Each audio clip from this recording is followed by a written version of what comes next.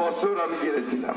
ঠাকুরগাঁওয়ে প্রচারণায় মির্জা ফখরুল বলেন, ভোটের আগে বা পরে যে কোনো গোলযোগ শক্ত হাতে দমন করা হবে। অভিযোগ করেন, জামাত মিথ্যা কথা বলে বিভ্রান্ত ছড়াচ্ছে। মিথ্যা কথা বলে মানুষকে বিভ্রান্ত করা কি ঠিক হবে? আমার মা বোনরা খুব সরল, সবাই খুবই সরল।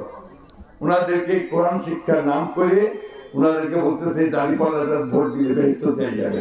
আপনাদেরকে আমি আশ্বাস দিতে চাই,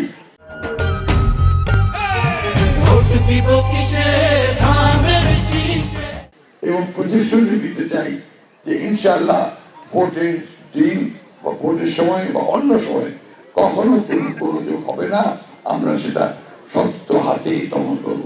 রংপুরে পীরগঞ্জে শহীদ আবু সাইদের কবর জিয়ারত শেষে নির্বাচনী পদযাত্রায় নামে এনসিপি। এ সময় হাসনাত আব্দুল্লাহ অভিযোগ করে বলেন, বিএনপি প্রকাশ্যে হ্যাঁয়ের পক্ষে বললেও গোপনে না ভোট দিয়ে কাজ করছে।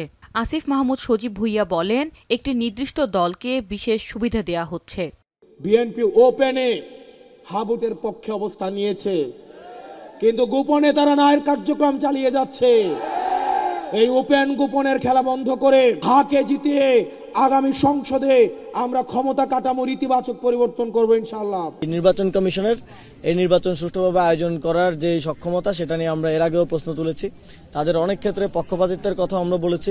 একটি নির্দিষ্ট দলকে বিশেষ সুবিধা অনেক ক্ষেত্রে দেওয়া হচ্ছে। কক্সবাজারে নির্বাচনী প্রচারণায় নেমে জামাত প্রার্থী হামিদুর রহমান আজাদ স্বাধীনতা ও সার্বভৌমত্ব অক্ষুণ্ণ রেখে দেশকে এগিয়ে নিয়ে যাওয়ার কথা জানান। মর্যাদার সমুন্নত রেখে, স্বাধীনতার সার্বভৌমত্বকে অক্ষুণ্ণ রেখে এই জাতিকে বিশ্বের কাছে আমরা তুলে ধরতে চাই।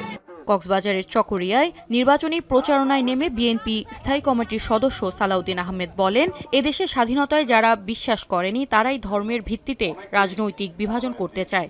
এদেশের স্বাধীনতায় যারা বিশ্বাস করেনি তারা ধর্মের ভিত্তিতে রাজনৈতিক বিভাজন করতে চায়।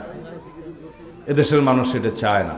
সাতক্ষীরায় ভোমরা স্থল বন্দর এলাকায় নির্বাচনী প্রচারণা চালিয়েছেন জামাত ইসলামী প্রার্থী মুহাদ্দিস আব্দুল খালেক। এ সময় তিনি ন্যায় ও ইনসাফের পক্ষে ভোট চান, জানান দুর্নীতিমুক্ত বাংলাদেশ গড়াই জামাতের প্রধান লক্ষ্য। চট্টগ্রামের এনায়েত বাজার এলাকায় নির্বাচনী প্রচারণা চালান বিএনপি প্রার্থী আবু সুফিয়ান। এ সময় তিনি ধানের শীষের ভোট চান। রাজশাহীতে প্রচারণা চালিয়েছে জামাত প্রার্থী অধ্যাপক জাহাঙ্গীর আলম।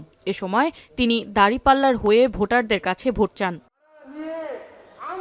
এছাড়া দেশের নির্বাচনী প্রচারণা চালিয়েছে বিদ্রোহী ও স্বতন্ত্র প্রার্থীরা। সুরাইয়া আক্তার, এখন।